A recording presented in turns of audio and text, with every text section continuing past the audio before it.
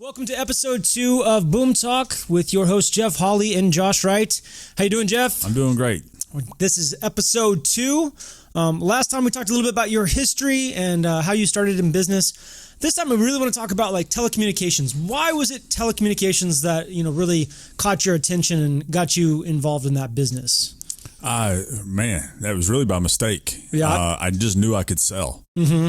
And so I was looking for a job where I knew I could just capitalize and make the most money. Right. And I found a sales job for MCI. And so if anybody's remember who's MCI is. Give us a little, remind me what MCI is. So MCI is the kind of the parent company or the mothership that was head to head with at&t as a long distance company. Okay. And so they started a branch that was door-to-door sales for businesses only. Back when people had landlines. Back when they had landlines. It's crazy. We still have quite a few customers that still have landlines. Right. But no, I mean, that was back when it was big. Yeah, predominantly. Yeah, before the cell phone revolution, the Correct. explosion. So then what kind of like made you go from the landline business to the mobile business? What caught your eye? What got you involved with all that? Yeah, so back when I started with MCI, it took me about a year and a half to realize that, hey, I could do this on my own. Mm-hmm. I didn't really need to have a parent company stand behind us, so to speak. Right. So a business partner and I started out on our own in 97. Okay. And decided to just tackle the market piece by piece. And we started with actually long distance, since that's what we just came out of with MCI. Right. So you understood the market. Yep. And so we went door to door, selling long distance to business customers. And, I still have it in the back of my head, every door, every floor. And so, what was the name of that company that you were running long distance? So it was underneath ECG. ECG, gotcha. Yeah. And so ECG stands for Enhanced Communications Group. Mm-hmm. It was the parent company that stands behind us now. Right. And we launched ECG, and we went out and got contracts with a bunch of other companies like MCI. Right. And so we had a portfolio. Think of it as like an insurance agent, independent insurance agent. Mm-hmm. You walk into their office and they have 7 different insurance companies that they can get a quote from. Right. So we would walk into somebody's office and say, okay, who are you using for your long distance service? Right. And then XYZ. What are they charging? Yep. And then we'd walk through the bill and say, okay, here's 7 different offers. Right. Which one do you want? Yeah. So it didn't feel like that we were forcing them to pick any one particular company. We weren't repping any one particular company. You were just finding the best deal. We were just finding the best deal. Yeah. And we got paid for it. We got paid a commission from each one of the companies. Yep. As long as that customer stayed a customer, we got paid a commission every month. Awesome. Because you saved them so much money. Correct. So that translated right into what we're doing now with Boom Mobile, and how you figured out a lot of people are overpaying on their cell phone bills, and you can offer people a better deal. Tell me more about that. Tell me about how all of that works. Yeah, so that transition, obviously went on for 20 years. Right. Staying in the telecommunications field, walking every service through. So long distance, landlines, internet, wireless internet, VoIP. Now we hit mobile. Right.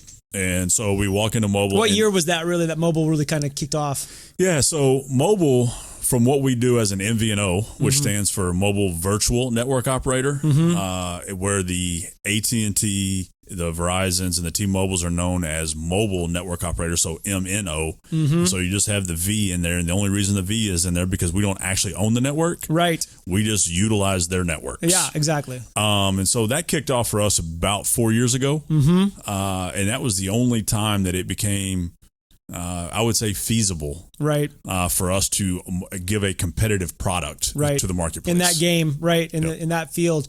Yeah, I see. In my head, it goes right to like you won't buy,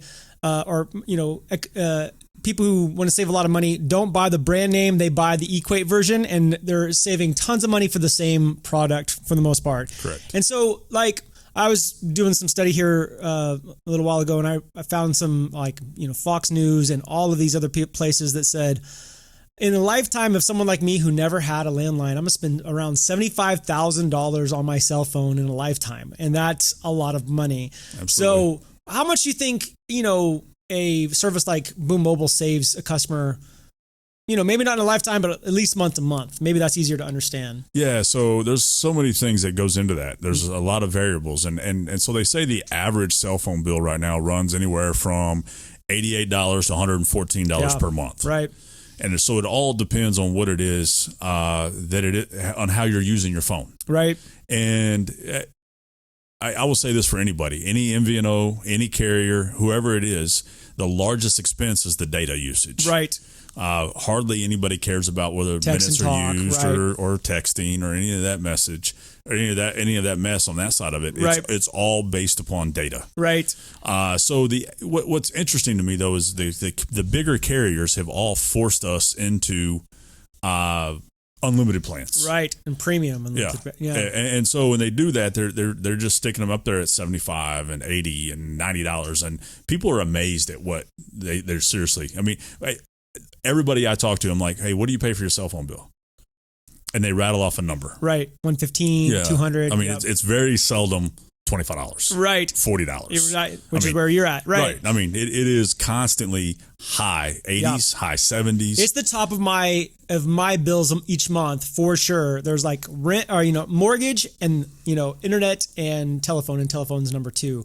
So it's super high, for my generation, especially us millennials, we're definitely paying out the wazoo for our data. Now, so how do I go about seeing how much data I'm using? If I'm the right candidate, right.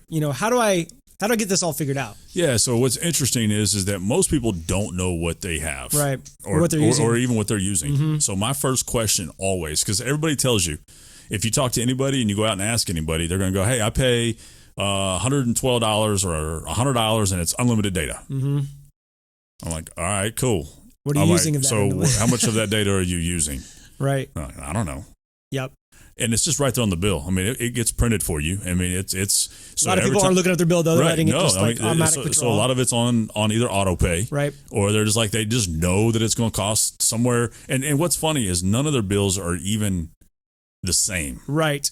Yeah. So every month it could be 104, and the next month could be 110, the next month could be 102, and the next month be 115. Right. And it's always bouncing. Right. And so it's just funny to me that people don't even pay attention to it anymore. Right. I mean, they literally put it on just auto accept pay, it check as, it, and move on. Right. And so the average consumer, the CNBC states that the average consumer, 56% of all people that are on unlimited plans use less than 10 gigs. I mean, that's 56? Crazy. 56% of people that are on unlimited plans are just overpaying. Are using less than 10 gigs. I mean, and quite frankly, you shouldn't have to use with all the Wi-Fi that's available. It makes no sense unless you're like driving all over the place and using it the whole time on data. Other than that, Wi-Fi locations all over with coffee shops and I mean, it becomes a source of education. Right. As long as you know what it is. Right. And it takes one time to set it up, and then the next time you walk in, it automatically recognizes you and connects for you. Right. It's not like you have to connect every time you see some Wi-Fi. Right. As long as you have it timed to set up the first time you walk into a restaurant, the first time you walk into your coffee shop, the first time you're at your office, the first time you're at your home. Mm-hmm. And a lot of people are already doing that. They just don't benefit from the savings that they could. And that's why you see the number so low. Right. Is because they are on Wi-Fi. Yep. They're not using up a lot of that data unless they are traveling or unless they're in a place where there is absolutely no Wi-Fi to connect to. Right. But if they would actually look at what that plan costs them by comparing it to somebody like us, I mean that same plan that they're paying $80 to $100 for, they could be paying $40 to $45 for half. Yeah, I mean it's crazy. Right. So a lifetime, if I'm talking like $75,000 lifetime, I can knock that to almost $40,000 or less. I mean, we've seen it multiple times on shaving more than half. So in a lifetime, you could buy a car, nice. I know some Teslas that are going for 38 right now. You could buy a nice car for what you saved in a lifetime of using a reasonable mobile service. I mean, if you could get over the fact that you're using a provider that also uses the provider that you want to use, right? Rather than saying I have to be with AT&T. I mean, it's like saying I have to eat a filet mignon every night. Right, exactly. From this brand, right? You know what I mean? From I have to eat it from Ruth's Chris, or I have to eat it from Omaha Steakhouse, right? You know what I mean? I can't eat it from anywhere else. Gotcha. If they could get over that, man, it's save them a ton of money for sure.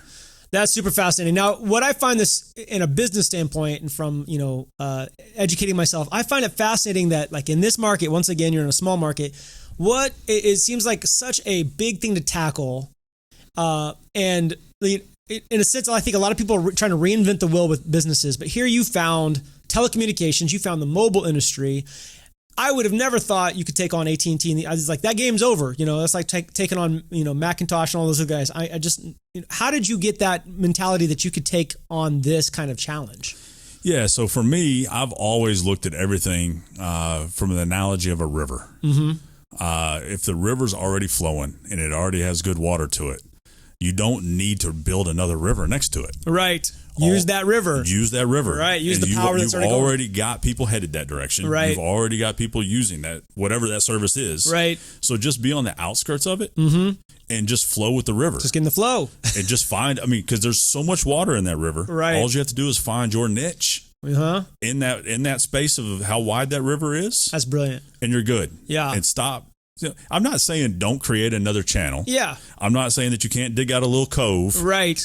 But at some point in time, if you're going to sustain and be at it for 20 plus years. Right. Because let's be real, 98% of all businesses fail. Out. Right. Exactly. Within the first year. Yeah. Because they're trying to create their own river. Right. Or they're trying to create a cove and just stay in it. Right. You have to continue to ride the river. Ride the flow. And there's going to be changes and, good years, droughts and floods and all sorts of stuff. Sometimes it goes down. Sometimes it picks up. Right. Sometimes it runs slow. Sometimes it runs fast. Yeah.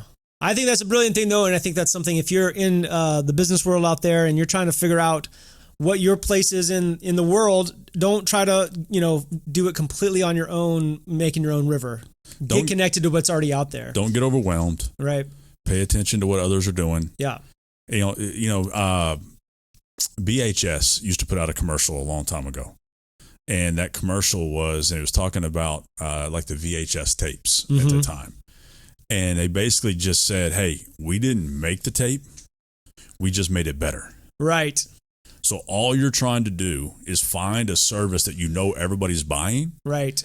Put your twist to it and make it better. Nice. For instance, for us, we just add a level of customer service that you can't get. Right, from AT&T. Verizon, or anybody else. They have to shop that out to other industries because they can't handle it. But So I can take it on and I can make a customer feel like they're welcomed, make them feel like that they're talking to a American corporation and they're proud to support it. Right, absolutely.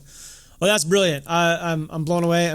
If someone has any questions regarding our mobile service, how do you get a hold of us here at Boom Mobile? Yeah, so anybody wants to talk about their mobile bill, we'll do a free analysis. We'll walk through. We'll look at the bills. We'll talk to you about it. You can either call us at 800-767-5599. Okay. Or you can feel free to jump on the website, boom.us, hit the chat button, and just put in there in the chat question that you would like to discuss your mobile bill and you would like to see what the options are. Awesome. And if they have any questions about topics they want us to talk about here at the show, what's a good email to get a hold of you and ask questions? Sure. So anything that you want to discuss, either from mobility, business, entrepreneurial, would love to discuss it. So you can reach out to me at jeff.holley, Holley, at boom.us. Awesome. Thank you so much, Jeff. Once again, this is our second episode. We're love some ideas from you guys. Thanks so much for tuning in, and we'll catch you next time on Boom Talk.